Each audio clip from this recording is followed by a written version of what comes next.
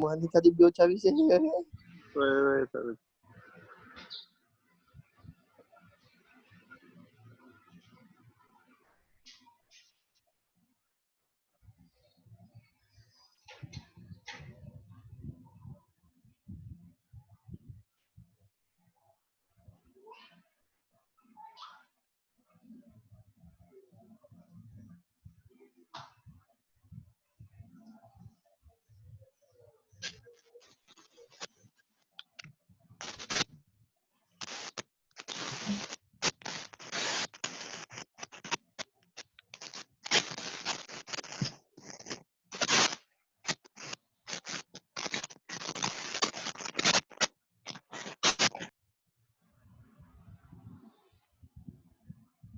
Assalamu alaikum, guys.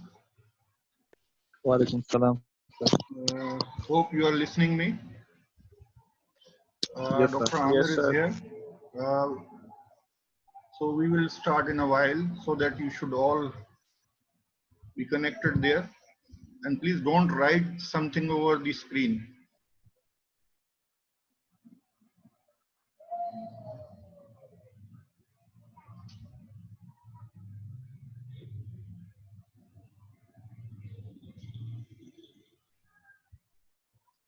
So we all know that कि last time जो हमने किया था वो हम diagnosis या patient evaluation कर रहे हैं, जिसमें हमने history को discuss किया last time.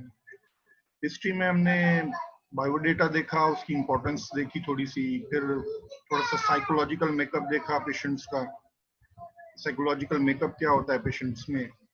4 डिफरेंट वैरायटीज होती हैं पेशेंट्स की. How it would effect your treatment execution, उसकी थोड़ी सी बात की. फिर थोड़ा सा डिफरेंट तरीके से हमने मेडिकल हिस्ट्री को देखा पेशेंट की कि किस तरीके से वो पार्शियली इफेक्ट करता है of your treatment. And then sometimes even it force you to make your treatment plan differently as compared to what you are, your patient is demanding there. Suppose patient चाहता है कि fixed partial denture लगे, लेकिन because of the periodontal status and underlying diabetic status of your patient, oral hygiene is not good. So you would force your patient to go for removable partial denture. Even you don't go for implant if your patient is not a controlled diabetic there. HbA1c जो 7 से ऊपर आएगी patient की, तो we never force patient to go for implants there. So इस तरीके से हमने मेडिकल कंडीशंस को देखा कि किस तरीके से वो इफेक्ट करती हैं फिर ट्रीटमेंट प्लान. ज्यादा डिटेल में मेडिकल एक कंडीशन को हम डिस्कस करेंगे जब हम इम्प्लांट स्टार्ट कर देंगे. कुछ चीजें हम यहाँ करते जाएंगे, कुछ चीजें आगे जैसे स्विच ओवर होंगे डिफरेंट लेक्चर्स के अंदर, वहाँ उसको कवर अप करते जाएंगे. Similarly is the case for today. उसमें हम there are 2 parts of your examination. One is your extraoral examination and other is your intraoral examination. Today we will discuss the extraoral examination. Extraoral examination may we have different areas to look for extraoral. The first thing is the TMJ examination and its associated muscles. Then you have facial symmetry of your patient, then face form, skin consideration, eye examination, and nose form examination there. So TMJ examination कब करनी है? जब patient आपको history देता है of pain in and around the joint, difficulty in opening the jaws there, any deviation of the jaws, discomfort in mastication there. इस तरीके की कोई हिस्ट्री होगी आपके पास, जहां हिस्ट्री ऑफ प्रेजेंटिंग इलनेस आप रिकॉर्ड कर रहे होंगे हिस्ट्री में, वहां कोई ऐसी पेन की हिस्ट्री मिलती है या एसोसिएटेड डिजीजेस की मेडिकल कंडीशंस की, लाइक ऑर्थराइटिस की या डिजेनरेटिव डिजीज की या किसी डिसऑर्डर की जो that would effects your joint, like trauma and any nutritional deficiency. या strong candidates हैं वो patients जहाँ habits की history है, like clenching, parafunctions की histories हैं, stressful life है, so then you will think about the TMJ examination. Otherwise आपने TMJ की या temporomandibular joint की examination नहीं करनी होती. Normal, in normal circumstances you go through just quickly through the the joint there. Just you ask your patient to open the jaw, close the jaw. If you see that there is no deviation there, the patient is opening the jaw comfortably and closing the jaw, no need to go for TMJ examination there. But if there is some history there and that is alarming you about the problem in your joint there, then you would go for examination of your joint there. उसमें 3 components हैं जो आज हम बड़ी detail में करेंगे. बाद में हम सिर्फ जॉइंट को की जो थियोलॉजी है टेम्पोरोमैंडिबुलर डिसफंक्शंस की और उसका ट्रीटमेंट वो सब्सिक्वेंट क्लासेस में करेंगे. लेकिन हिस्ट्री एंड एग्जामिनेशन आज उसकी हम डिटेल के अंदर करके इसको यहीं खत्म करेंगे. So you would go for inspection, then palpation and then auscultation. ये 3 स्टेप्स हैं जब भी जॉइंट को आप एग्जामिन करेंगे. इंस्पेक्शन क्या करनी है आपने? You would see any asymmetry, any swelling, any ulceration, or in auricular or pre-auricular area. अगर आपका joint के एरिया में किसी किस्म की swelling नजर आ रही है या कोई asymmetry नजर आ रही है, दोनों sides आपको balance नहीं महसूस हो रही, then you would go for detailed examination. Then inspection में और क्या चीज देखनी है आपने? Any deviation while your patient is opening or closing the jaw. Then you would see the range of the movements, कि मुंह कितना खुल रहा है, lateral movements कर सकता है पेशेंट या नहीं कर सकता. जब मुंह खोलता है तो बिल्कुल एंड में जाके deviation होती है या अर्ली ऑन deviation होती है. प्रोट्रूसिव मूवमेंट नॉर्मल है या नहीं, ये सिर्फ ये चीजें आपने रिकॉर्ड करनी है while you are inspecting the patient. You did not till this time you did not touch the patient there. You're just trying to observing the things there. So normally जो opening है और it ranges from your 40 millimeters to 55 millimeter from incisal edge to incisal edge. लेकिन edentulous patient होगा तो आप in average इसमें 10 to 20 millimeter add कर दें. अगर ridges well developed हैं तो फिर तो इतनी ही होगी ridge में, लेकिन अगर ridges well developed नहीं है तो इसको 60 to 70 कर लें. Then इस तरीके से देखेंगे. अगर dentate patient है तो हम ruler, we can use the ruler there. और edentulous patient है तो हम फिंगर के हाथ से कर सकते हैं. 3 fingers comfortably patient के मुंह में जानी चाहिए. While patient is opening the jaw, 3 fingers की जो edges हैं ये comfortably patient के मुंह में चली जानी चाहिए. This is called 3 finger test. अगर है तो that means your mouth opening is normal. लेकिन अगर ये 2 हैं तो that means it is compromised. अगर ये 1 जाती है तो that indicates that there is some problem there in the joint or associated muscles there. Submucous fibrosis is one of the conditions there. So you look for the reasons why the mouth opening is limited there. फिर upper scissors की midline या upper teeth की midline और lower teeth की midline coincide करती है. But in patients where they used to have some damage in the joint, they might have some deviation. जैसा कि इस जगह पे जहां मेरा कर्सर है, ये आपको नजर आ रहा होगा, यहाँ ये बिल्कुल coincide कर रही हैं. जब वो jaw open कर रहा है तो थोड़ा सा deviate कर रहा है on the left side of your patient, sorry right side of your patient. Then जब complete opening कर लेता है तो दोबारा वो coincide करती है midline, बिल्कुल उसी पोजीशन में आ जाता है जैसा कि यहाँ पे था, यानी midline coincide करने लग जाता है. So that this deviation is because of the same side joint disturbance there. हमेशा deviation जब भी होगी that means the same side joint or muscle is affected there.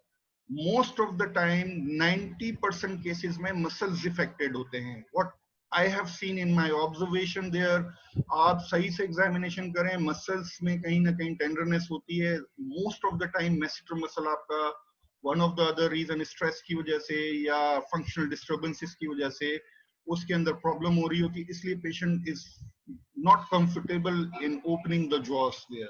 So वो उस तरीके से jaw को खोलता है जहां वो comfortable feel करता है, तो उसमें वो जो ipsilateral site होती है उधर deviate करता है so that he or she should not feel any pain while opening the jaws there. Then the lateral movements of your patient, at least 7 millimeter lateral movement होनी चाहिए patient की. ये किस तरीके से पता चलेगा? आप canine area में उसको edge to edge लेके जाएं. अगर edge to edge comfortably जा रहा है और उसके beyond non functional movements जो हैं वो भी कर रहा है patient, तो that means your patient is normal. But if there is some tumor, muscle spasm, any fracture, ankylosis, any damage to your disc there, that might prevent the movement of the joint on a same side as I told you. तो उस side पर जो lateral movement होगी वो compromised हो जाएगी. Patient will feel the pain while you are directing your patient to move left or right side. जिस side पर उसको मुश्किल हो रही होगी मूवमेंट करने में, आप समझ जाएं कि इसका यही जॉइंट है या यही इस साइड का कोई ना कोई मसल है जो कि इफेक्टेड हुआ है. Then in extraoral examination you will see for the Heberden's node. ये जिस तरीके से फिंगर्स आपको नजर आ रही है इसको कहते हैं Heberden's nodes हैं. ये ऑस्टियोआर्थराइटिस या ऑस्टियोआर्थरोसिस जिसको कहते हैं, ये उसका साइन है. अगर इस तरीके का कोई साइन आपको पेशेंट में नजर आता है, क्योंकि हमारे complete and chair patients mostly जो हैं वो जीरेटिक पेशेंट्स होते हैं, ओल्ड एज पेशेंट्स होते हैं, उनमें सेकेंडरी प्रॉब्लम्स काफी कॉमन होती हैं, स्पेशली बोन से related. Then you can see the ulnar drifts. अगर ये है तो समझ जाए कि रिमोटाइड आर्थराइटिस है पेशेंट को. तो you can see from extraoral examination. Sorry, fingers की तरफ भी कॉन्सेंट्रेट करें, उसको हाथ में पकड़ के फिंगर्स को देखेंगे फिंगर्स नॉर्मल है या नहीं. तो इस सिचुएशन में there are certain tests we use to prescribe to a patient if it is not diagnosed. अगर ये diagnosed है तो then you will not do anything to the medical condition. Otherwise you would do the test. If you find something wrong you would refer that patient to some medical professionals there. हमारा काम जो है वो इनको treat करना नहीं है. इनकी जो बेसिक प्रॉब्लम है that is the regenerative problems. Then you आप ऑब्जर्वेशन से अब पल्पेशन की तरफ आ जाएंगे. You would use your fingers to look up certain signs in your joint there if there is some problem in the joint. अब आपने differentiate करना है कि ये प्रॉब्लम जॉइंट से आ रही है या ये प्रॉब्लम मसल्स से. तो फिर first we will start from the joint.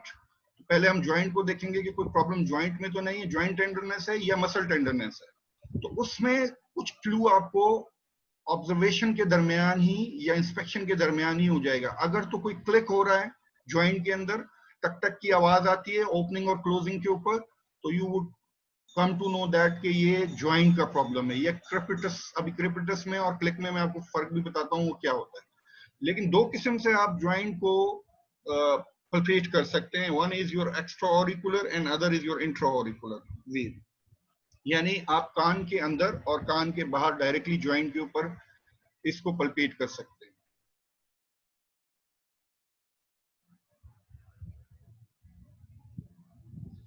Then this is the intra-auricular method where you place your fingers inside the ear. ये जो little finger होती हैं आपकी, इसको कानों के अंदर इस तरीके से रखें और इसका जो पल्प होता है it must be towards the joints.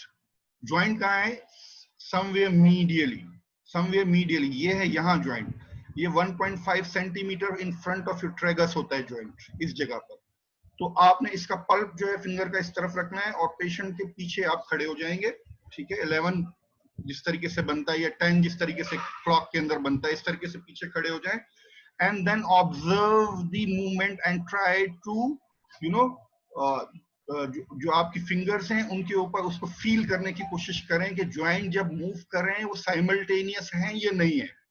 Both the joints are moving simultaneously और not. If your joint, one side of your joint is affected, you always find a late movement on that side. वो side जो है हमेशा late move करेगी than the non-affected side of your joint there. So this is one of the way. इसके अंदर आप क्या कर रहे हैं, कौन से पोल को पल्पेट कर रहे हैं of your joint.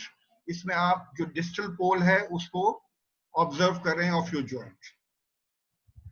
Then the other way is you place the fingers 1.5 centimeter in front of your triggers. ये triggers है, इससे ऊपर 1.5 centimeter पे अपनी finger रखें और patient को again you ask the patient to open or close the jaw. जब वो open कर रहा है और close कर रहा है, you would find that कि अगर तो कहीं उसकी deviation है या कोई joint affected हुआ है तो you will feel the click. You will find the some lateral movement of that joint, prominence of movement होगी और pain होगा press करने पे joint के around. जो भी joint आपका affected है, अगर वो muscle का problem नहीं है तो. Then auscultation, ये बहुत rare होती है, इसकी जरूरत इतनी पड़ती नहीं है लेकिन किताबों में लिखी हुई है. So with the help of your stretch, you can, hear a sound. There are two type of sound. One is your click, another is your crepitus. Click जो होगी बस एक एक्सप्लोसिव साउंड होगा, नॉइज होगी ऑफ शॉर्ट ड्यूरेशन, टक करके आवाज आई, this is your click. But if this is a grating sound means continuous sound है, तो that means this is your crepitus. जब कंटिन्यूअस साउंड है दैट मींस कि आपका डिस्क पूरा का पूरा डैमेज हो गया हुआ है. As we know the dynamics of your joint, थोड़ा सा रिव्यू करने के लिए, this TM joint is an exclusive joint that is called synovial joint. Why this is called synovial joint? इसमें दो बोन्स हैं, उन बोन्स के दरमियान एक डिस्क होती है, उन इन डिस्क के ऊपर और नीचे कैविटीज होती है. उन कैविटीज के अंदर फ्लूइड होता है जिसको साइनोवियल फ्लूइड कहते हैं. ये फ्लूइड के बहुत सारे फंक्शन है. One of the function is कि ये फ्रिक्शन को रिड्यूस करता है, कंफर्टेबिलिटी को इंप्रूव करता है. डिस्क जो होती है उसका भी काम यही है, वो जॉइंट के साथ आगे और पीछे मूव करती है, so that there shouldn't be any friction to your joints there. लेकिन अगर ये स्लिप हो गई डिस्क जॉइंट के ऊपर से, या ये डैमेज हो गई है, one of the other reason because of the degenerative problem और ट्रॉमा और एनी हिस्ट्री देयर, तो आपको बोन से बोन के साथ मिलने की आवाज आएगी. That is called grating. Grating sound या क्रेपिटस होगी उसके अंदर, घर घर घर घर की आवाजें उसके अंदर कंटिन्यूअस आती रहेंगी. So you would come to know कि this problem is of what extent. Click क्या है? क्लिक में ये होगा कि जो आपकी डिस्क होगी वो स्लिप होगी और हट जाएगी जॉइंट के ऊपर से, लेकिन जैसे थोड़ा सा जॉइंट और मूव करेगा आगे की तरफ, दोबारा स्लिप होकर ऊपर आ जाएगी. तो वो कंप्लीटली जॉइंट के ऊपर से डिसलॉज नहीं हुई भी होगी, उसके अंदर सिर्फ एक खास मूवमेंट के ऊपर जाके वो स्लिप होके नीचे आएगी, फिर दोबारा ऊपर चढ़ जाएगी जॉइंट पे. तो इसलिए वहां क्लिक होगा. Then the important area of your examination, as I told you, कि या तो आप जॉइंट में प्रॉब्लम देखें या मसल्स में प्रॉब्लम देखें. आपके घरों में, आपके स्टूडेंट्स में ये टीएमजे प्रॉब्लम्स एग्जाम्स के दरमियान बहुत ज्यादा हो जाते हैं, जिनमें ज्यादातर मसल टेंडरनेस होती है because of your stress there, increase stress. इसमें हमारी बहुत सारी स्टडीज हमने अपने सेंटर पे भी की हुई है, जिसमें हमने स्टूडेंट्स को एग्जामिनेशन के दरमियान असेस किया कि जब हाई लेवल होती है स्ट्रेस की तो आपको टीएमजे मिलता है या नहीं मिलता. तो इसमें तकरीबन 5% केसेस आपको मिलते हैं टेम्पोरोमैंडिबुलर डिसफंक्शंस के. इन केसेस के अंदर we all know that there are 4 masticatory muscles. जब कभी भी ये मसल्स इफेक्टेड होंगे, that would hamper the movement of your jaws, the mandibular jaw there, and discomfort to your patient. और वो डिस्कम्फर्ट इतनी सीरियस होती है क्योंकि वो साइक्लिक इन नेचर होती है, बार बार हो रही होती है, बार बार हो रही होती है. इसको माइल्जिया भी कहते हैं या मसल पेन भी कहते हैं. ठीक है, ये इतनी सीवियर होती है, patient is not be able to move the jaw, specially on affected side. थोड़ा सा जॉ को आप खोलते हैं, उसको पेन फील हो जाता है, और वो हमेशा हाथ भी उसी साइड पर रखा, क्योंकि मैस्टिकेटरी मसल्स में जो मैसिटर है, that is most of the times that is the muscle, that muscle is affected. या और भी मसल्स अभी मैं ओरिजिन और इंसर्शन दिखाऊंगा आपको, ज्यादातर ज्वाइंट के अराउंड ही होती हैं ये मसल्स. मैस्टिकेटरी मसल्स जो होते हैं ज्वाइंट के थोड़ा इंटीरियर या बिल्कुल उसके टॉप के ऊपर ये मसल्स आपको मिलेंगे. तो ये क्यों होता है? Because of the chronic trauma to your muscles there. That could be because of your stress. As I told you, stress का correlation with the muscle tenderness still unknown. उसका phenomena unknown है. उसकी चेंजेस हमने जरूर उसको study किया हुआ है कि क्या चेंजेस हो रही हैं मसल्स के अंदर, लेकिन जो उसका associated phenomena, there are certain theories given there, but those theories are not effective as far as this pain is concerned there. But the important thing is stress is related. How is not known. तो या फिर दूसरा होता है आपके पास functional disturbances. Functional disturbances किस तरीके से होंगी? फॉर एग्जांपल, पेशेंट कि एक साइड पे दांत निकले हुए हैं, एक साइड पर हैं वो, और वो वन साइड यूनिलैटरल साइड पर मैस्टिकेशन कर रहा है from long long long period of time there. So that muscle is give more force as compared to the other side of your muscle. That would disrupt the whole dynamics of your joint there.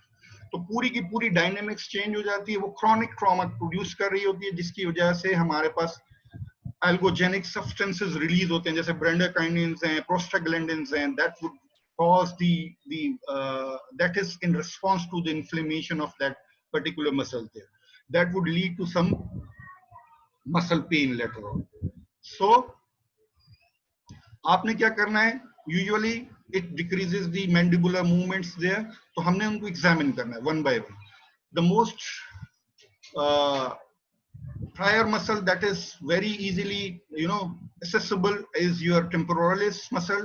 हमने सबको पता है किस जगह पर होता है, एक temporal fossa होता है of your forehead region there, वहां से इसकी ओरिजिन होती है इस पूरे एरिया में जो मेरा कर्सर दिखा रहा है आपको, और इसकी इंसर्शन जाके हो जाती है आपके zygomatic arch के अंदर. ठीक है, there are certain fibers which are also inserted in your coronoid process.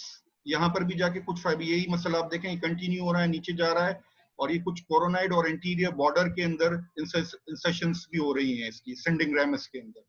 सो इस ओरिजिन और इंसर्शन से हमें क्या महसूस हो रहा है, इस ये देखने में एक मसल है, लेकिन इसके अंदर 3 ग्रुप्स ऑफ फाइबर्स हैं, एंटीरियर, मिडिल एंड पोस्टीरियर. इसका प्राइमरी फंक्शन, 2 किस्म के फंक्शंस ये कर सकता है, लेकिन पहले हम देखते हैं कि ये मसल्स, ये जो फाइबर्स हैं ग्रुप्स में, ये एंटीरियर है, ये मिडल है, ये पोस्टीरियर एरिया है. 3 किस्म के फाइबर. जब आप पल्पेट करेंगे तो लाजमी नहीं है कि ये तीनों ग्रुप आपके टेंडर हुए हुए. माइट बी पॉसिबल कि सिर्फ एंटीरियर ग्रुप आपका, ज्यादातर ये एंटीरियर ग्रुप टेंडर होता है. तो अगर आप एग्जामिन करें तो किस तरीके से करेंगे, ये एंटीरियर ग्रुप है आपका, ये देखें इस एरिया में इसको ये एग्जामिन कर रहा है, एंटीरियर ग्रुप को पल्पेट कर रहा है. Then this is your the middle fibre group and this is your posterior fibre group. अब ये जो तीनों फाइबर्स हैं आपके पास, ये जो इसका इंटीरियर फाइबर्स हैं, इनका काम है एलिवेशन करना. ये मैसेटर के साथ मिलके एलिवेट करते हैं मैंडिबल को, समझ रहे हैं. और ये जो मिडल फाइबर है, ये भी इसको थोड़ा बहुत असेस करते हैं, ये दोनों साइड असेस कर रहे हैं. तो इसका काम, जो पोस्टीरियर फाइबर है, इसका काम है टू रिट्रीव द मैंडिबल, इसको बैक मूवमेंट या ऊपर की तरफ ये एंगुलर फोर्स देना. इस तरीके से, इस एंगुलर फोर्स से क्या होता है, मैंडिबल को पीछे की तरफ धकेला जाता है या ऊपर की तरफ धकेला जाता है. So this is the dynamic of your temporalis muscle. तो आपने, you have to be very careful while you are palpating the fibres of your muscles there, कि आपको टेंडरनेस कहाँ मिल रही है, एलिवेशन वाली साइड पे मिल रही है या आपकी जो बैक पुल है मसल का उस वाली साइड पर मिल रही है. सो you would treat the patients accordingly. Then you have a masseter muscle. This is the most strong elevator muscle. This is the most strong elevator muscle of your jaw. जो masticatory muscles हैं उनके अंदर ये muscle है, आपको नजर भी आ रहा होगा यहाँ पर. ये कहाँ से ओरिजिनेट होता है, ये आपकी जाइगोमेटिक आर्च से ओरिजिनेट होता है. इसके फाइबर्स जो होते हैं आपको lateral surface of your ramus के ऊपर इंसर्ट कर रहे होते हैं. ये सारे का सारा ये इसका इंसर्शन एरिया है. A few fibers will be inserted in your interior part of your ramus as well. इसका काम एलिवेशन करना है, और मैंने आपको बताया मोस्ट ऑफ द टाइम ये मसल टेंडर हुआ होता है, most of the time, because elevation clenching. इसको आप किस तरीके से एग्जामिन करेंगे, पेशेंट को कहेंगे क्लेंच करे जॉ को, जोर से बंद करे, और फिर आप इस मसल के ऊपर एग्जामिनेशन करेंगे.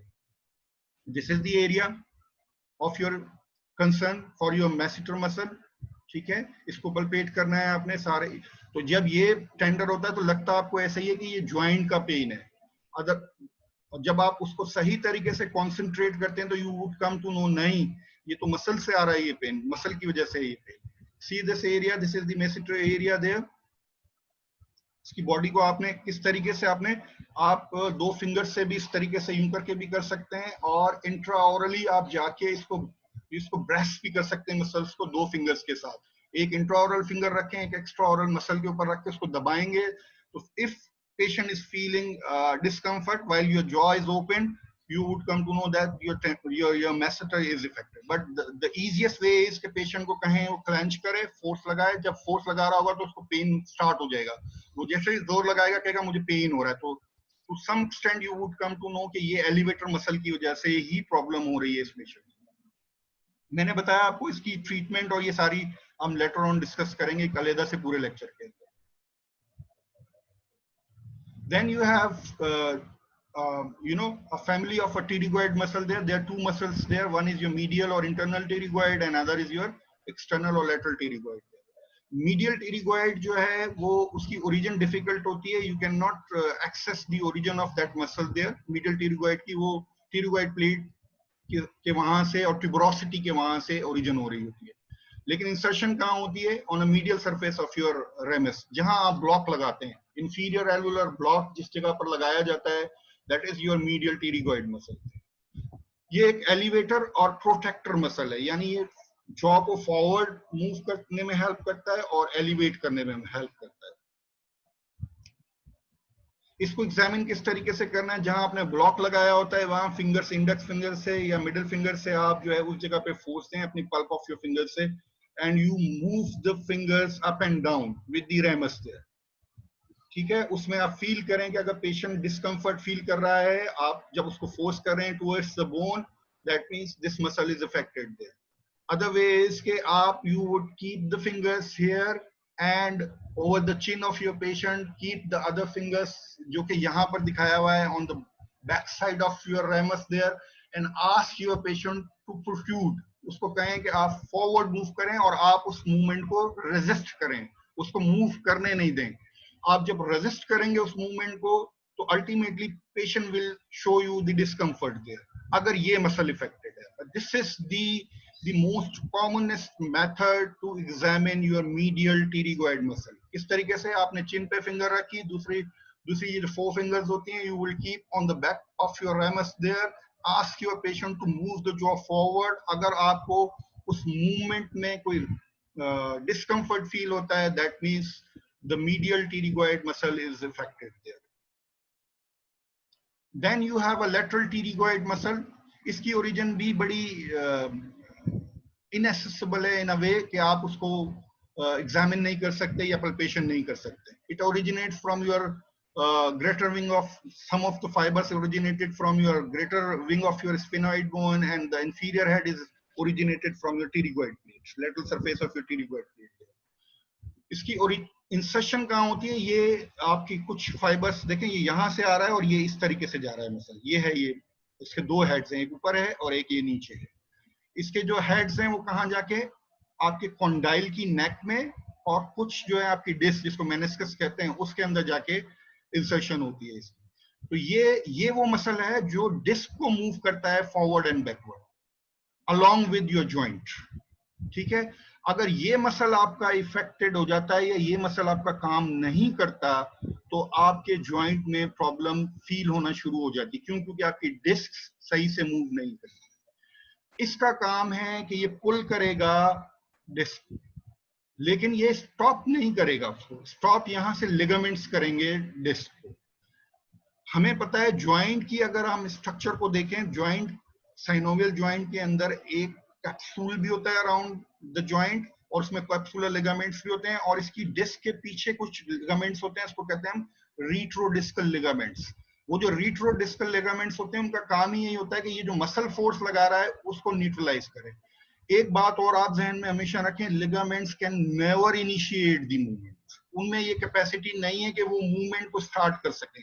वो स्टॉप कर सकते हैं मूवमेंट को, वो डायरेक्ट कर सकते हैं मूवमेंट को, लेकिन वो स्टार्ट नहीं कर सकते। स्टार्ट हमेशा मसल करेगा। So if you would have some problem in your lateral pterygoid muscle there, तो इसमें आपको ज्वाइंट को फॉरवर्ड मूव करने में प्रॉब्लम हो रही होगी पेशेंट को।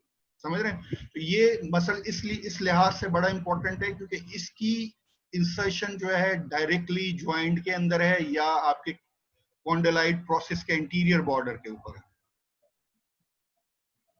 पल्पेशन किस तरीके से कर सकते हैं? समटाइम्स इसको हम इस तरीके से ट्यूबरोसिटी एरिया के अंदर जाके फिंगर रख के प्रेस करके देखते हैं जहां इसकी ओरिजिन होती है। If the patient is feeling discomfort there tuberosity area या कोरोनाइड प्रोसेस एरिया के अंदर, to some extent we come to know that this muscle is standard there। मैंने आपको बताया था कि this is stress related problem, तो आपको स्ट्रेस के सिम्टम्स भी मिलते हैं। उसमें मोस्ट ऑफ द टाइम जो बहुत इंपॉर्टेंट मसल है वो स्टर्नोक्लेडोमास्टोइड मसल है। ये यहाँ पर इसकी एग्जामिनेशन दिखाई हुई है। You just keep this muscle in your hand and try to press this muscle and try to move the head of the patient on a contralateral, यानी opposite side पर उसको move करें, the patient will feel the pain there। Sternocleidomastoid tenderness is very common in dentists। Why? Because we used to work like this। तो head का सारा जोर जो होता है आपका forward जाता है, जिसकी वजह से आपका ये मसल जो होता है वो टेंडर रहता है। This is very common. If your posture while you are working on your patient is not good, upright नहीं होता, इस तरीके से आप काम नहीं करते हैं, झुक के काम करते हैं, so this muscle is used to get tender very commonly. So try to avoid that posture. लेकिन आप इन पेशेंट्स में जहाँ स्ट्रेस की हिस्ट्री मिलेगी, वहां आप इस मसल को भी एग्जामिन करेंगे. This is your extraoral muscle of your neck there, और इसको जरूरी है. समटाइम ट्रेपेजियस एरिया, ये जो एरिया होता है, इसको भी आप फील करते हैं कि यहाँ कोई टेंडरनेस तो नहीं है. That would tell you about the stressful event through which your patient is going through. Then ये तो आपकी TMJ एग्जामिनेशन को हमने डिटेल के अंदर देखा है. अब हम देखते हैं, there are some other features as well as far as your extraoral examination is concerned. जो दूसरा पार्ट था हमारा TMJ एग्जामिनेशन के बाद या मसल एग्जामिनेशन के बाद, वो था फेशियल सिमेट्री. हम जानते हैं कि every face is asymmetrical. Every face, दुनिया में कोई ऐसा फेस नहीं है जो एसिमेट्रिकल ना हो, बट वो डिस्टिंग्विशेबल नहीं होता. very artistically the nature has given this asymmetry there, but sometimes it get more prominent, as you can see in these pictures there, because of one of the other problem. Old age ke andar facial ya Bell's palsy is very common. Sometimes you have a carcinoma on that side, sometimes you have more bone resorption on one side and other side is very well developed there.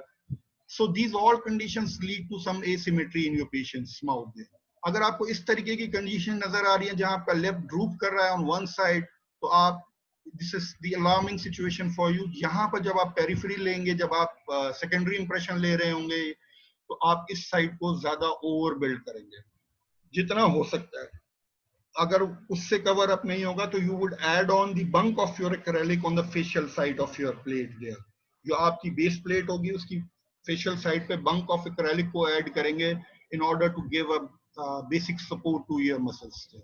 हमें मालूम होना चाहिए कि जितने भी facial expression muscles हैं, उनकी origin तो बोन से हो सकती है, लेकिन इंसर्शन बोन में नहीं होती.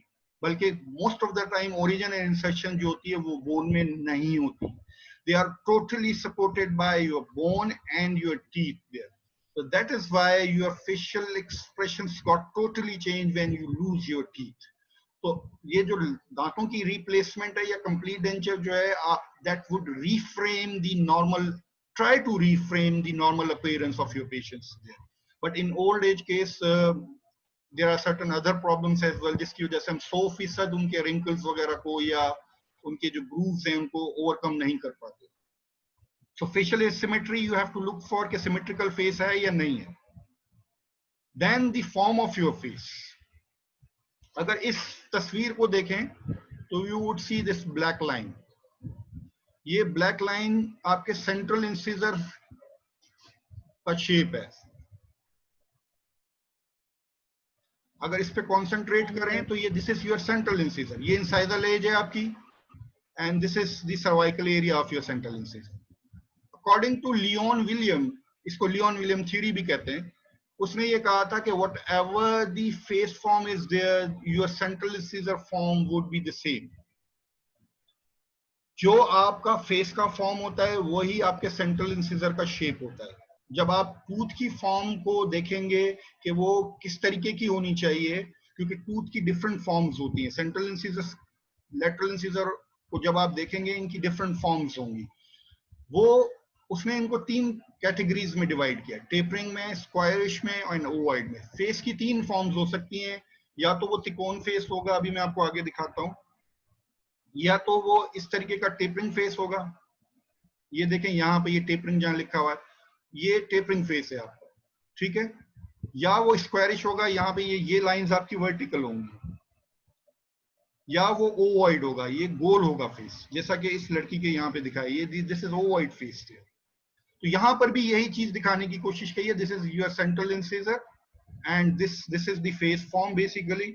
और इस सेंट्रल इंसिजर को उठा के यहाँ रख दिया गया इस फेस फॉर्म के ऊपर. तो see this is the representation of your face form. अब ये थ्योरी सिर्फ यहाँ खत्म नहीं हो जाती. वो ये कहते हैं जो भी आपका फेस फॉर्म होगा, यही आपका आर्च फॉर्म भी वैसे ही होगी. अगर आपका ओवाइड फेस फॉर्म है, अगर आपका ओवाइड फेस फॉर्म है यानी गोल है, आपका जॉ भी गोल होगा. ये देखें यहाँ पर, ये जॉ भी आपका गोल होगा, ये भी ओवाइड फॉर्म ही होगा। अगर आपका टेपरिंग फेस होगा तो आपका जॉ भी टेपरिंग ही होगा, और अगर आपका स्क्वायरिश फेस होगा तो आपका जॉ भी स्क्वायरिश होगा। सबसे ज्यादा स्पेस जो अवेलेबल होगी for your teeth would be available in your squarish form. सबसे ज्यादा कम स्पेस जो अवेलेबल होगी for your teeth would be your tapering form of your face. So this is your theory. This is called Leon-William theory. इस theory को आप इसकी execution almost जब आप सिलेक्शन ऑफ योर टीथ के अंदर, अरेंजमेंट ऑफ योर टीथ के अंदर, जॉ रिलेशन, जितने स्टेप्स अभी हम आगे करेंगे एक्सेप्ट फॉर योर इंप्रेशंस, सब जगह थोड़ी थोड़ी एग्जीक्यूशन आती जाएंगी कि किस तरीके से हम जब अरेंजमेंट करते हैं टेपरिंग के अंदर, जब हम दांतों को लगाते हैं तो उसके अंदर हम जहन में क्या चीजें रखते हैं, कौन सी considerations we will keep in our mind. जब हम स्क्वायरिश में लगा रहे होते हैं तो कौन सी कंसीडरेशंस को जहन में रखा जाता है, जब वाइड में लगाते हैं तो the approach will be different. जब आपने सेकंड ईयर में अरेंजमेंट की होगी टीथ की तो वो क्वाइट डिफरेंट होगी, वहां सिर्फ आपको एक ही किस्म का जो है जॉ दिया गया और कहा गया इस पे दांत लगा दें आप। लेकिन जब आप फाइनल ईयर में अरेंजमेंट करेंगे तो आप फेस फॉर्म के हिसाब से, ये जॉ फॉर्म होगी आपकी, उस जॉ फॉर्म के हिसाब से आप अरेंजमेंट करेंगे। अगर आप उस कंसीडरेशंस को फॉलो नहीं करेंगे, you are not be able to fulfil the static and functional requirement of that particular patient. बेटा अगर ये लेक्चर खत्म हो जाए या बंद हो जाए तो will continue from that area next time. Then you see the facial profile. आपका forehead, nose, lips and chin एक लाइन में है तो वो आपकी प्लेन या क्लास 1 फेशियल प्रोफाइल है। ये आप लेटरल साइड से खड़े होकर पेशेंट के असेस करेंगे। और अगर ये आप ऑर्थो में भी देख लेंगे, जब आपका चिन जो है इस comparatively more develop, more prominent, this is your concave या क्लास 3 फॉर्म। अगर आपका चिन ज्यादा प्रोमिनेंट नहीं है, your maxilla is more prominent, this is your convex form, this is called class 2। फिर इसके अंदर डिविजन्स भी हैं आगे ऑर्थो पॉइंट ऑफ व्यू से, वो भी हम देखेंगे बाद में। This is again the revision of your class 1 when your forehead, nose, lips and chin are in one line, where your jaws, your mandible is retruded, that is called class 2, and your chin is prognathic, this is called class 3. Then the fourth area of your extraoral examination is your skin considerations. उसमें आप face length देख लेंगे, उसका कोई इतना बड़ा role नहीं है, लेकिन स्किन कंसीडरेशंस के अंदर आप देखेंगे कि लेबियली आपके जो स्किन है इसके फीचर्स पे थोड़ा सा आप फोकस करेंगे। वो किस तरीके से फोकस करेंगे थोड़ा सा हम देखते हैं। सी दिस, ये नोज की देखें तो there are 3 surfaces of your, there are different parts of your nose, लेकिन यहाँ पर जो एरिया ऑफ कंसर्न है वो है tip of your nose. This portion is called columella of your nose. ठीक है, ये जो पोर्शन नीचे नजर आ रहा है ये फिल्ट्रम ऑफ योर लिप है। ठीक है, एंड दिस इज योर एला ऑफ योर नोज। ये जो ब्रिज के पास का एरिया होता है, इसको, इस जगह को कहते हैं एला ऑफ द नोज। यहां से लेकर इस एला ऑफ द नोज से लेकर नीचे लिप की तरफ एक ग्रूव आ रहा होता है, इसको कहते हैं नेजोलेबियल ग्रूव। नेजोलेबियल ग्रूव, ये जो कॉलमुला फिल्ट्रम होता है, ये दोनों कॉलमुला और फिल्ट्रम जो होता है, ये इस जगह को एक एंगल बन जाता है जिसको कहते हैं कॉलमुला फिल्ट्रल एंगल होता है। दिस इज योर फिल्ट्रल डिंपल भी कहते हैं इसको, या डिप्रेशन भी कहते हैं। ये जो एरिया होता है ये आपका मेंटल ग्रूव भी कहते हैं इस जगह को, ये जो नीचे आपको चिन के ऊपर नजर आता है इसको मेंटल ग्रूव भी कहते हैं या डिंपल भी कह लें।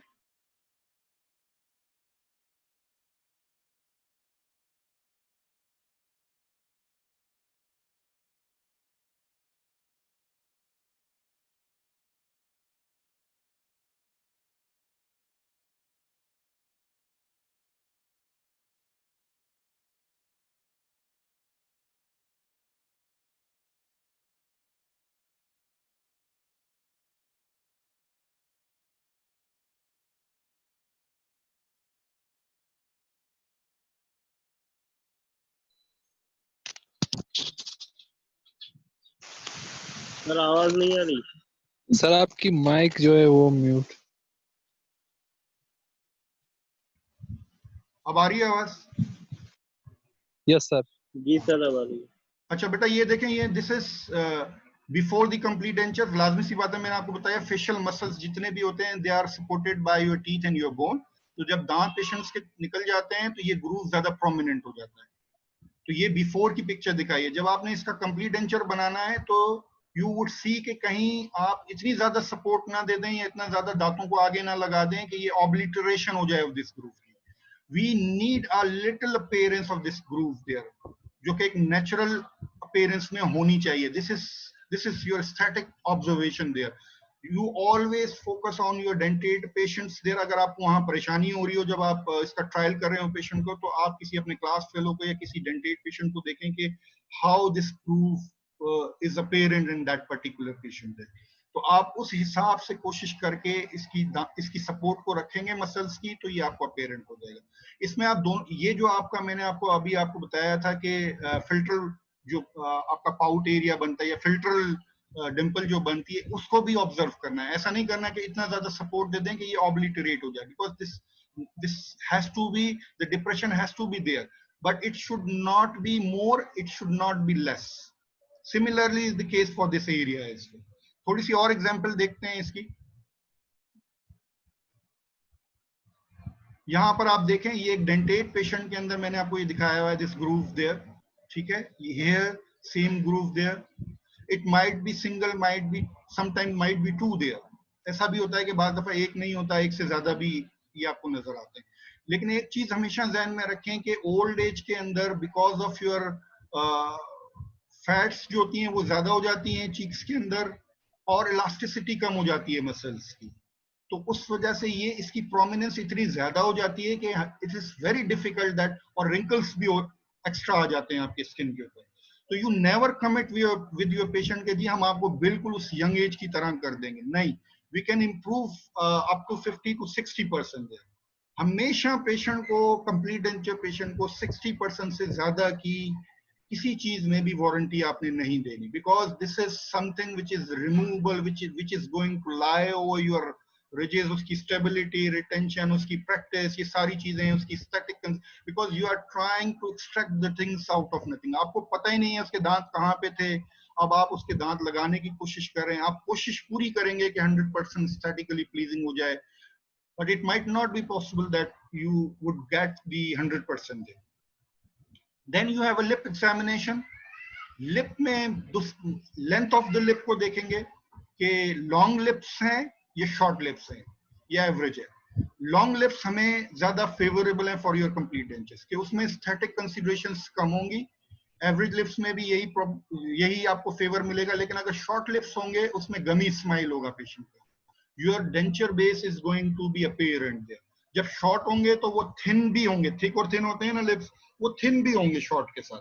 तो ऐसे पेशेंट्स में थोड़े से दांत को आपने आगे किया या पीछे किया तो आपको पूरी की पूरी स्टैटिक्स चेंज हो जाएगी पेशेंट की, and you would see that कि ये तो बिल्कुल बुरा हो गया है दांत, थोड़े से आगे करने से, थोड़े से पीछे, तो उसमें मार्जिन ऑफ एरर आपके पास कम रहेगा। इसलिए these patients are difficult to treat as compare to the patient. जैसा कि यहाँ दिखाया हुआ है, इतना थिक लिप है, इसका लंबा सा लिप है, इसमें दांत अपेरेंट नहीं होंगे इतने ज्यादा, जबकि इस पेशेंट के अंदर दांत अपेरेंट हैं, थिन लिप्स हैं, आपके शॉर्ट लिप्स होंगे। तो आपको you have to be very very careful regarding the positioning and the arrangement of your teeth.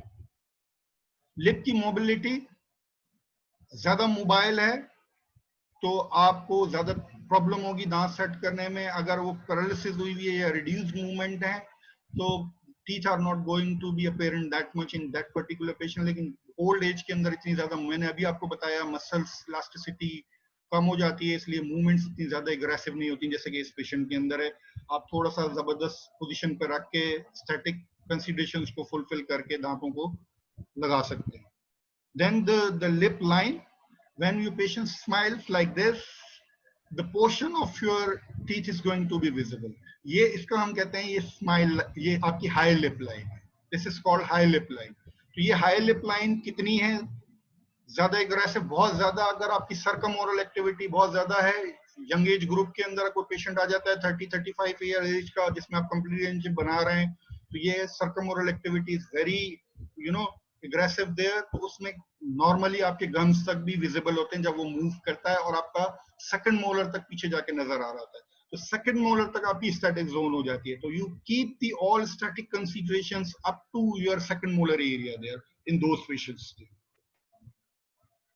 So next time inshallah we will continue with the intraoral examination. Hope so कि आपने कुछ you would get something there. Any question you would ask, I am here to answer you.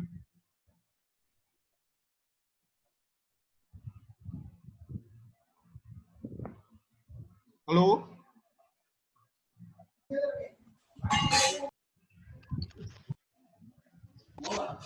Sir sir अभी जो start में जो finally शुरू हुआ था तकरीबन हम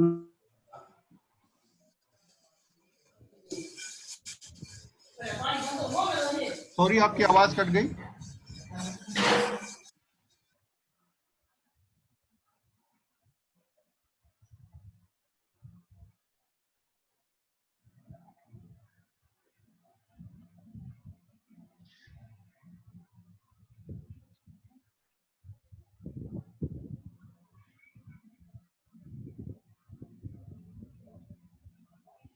चलें जी, फिर इंशाल्लाह नेक्स्ट लेक्चर में हम इंट्राओरल एग्जामिनेशन, जिसमें मैं आपको एनाटॉमी करवाऊंगा, anatomy of your complete dentures.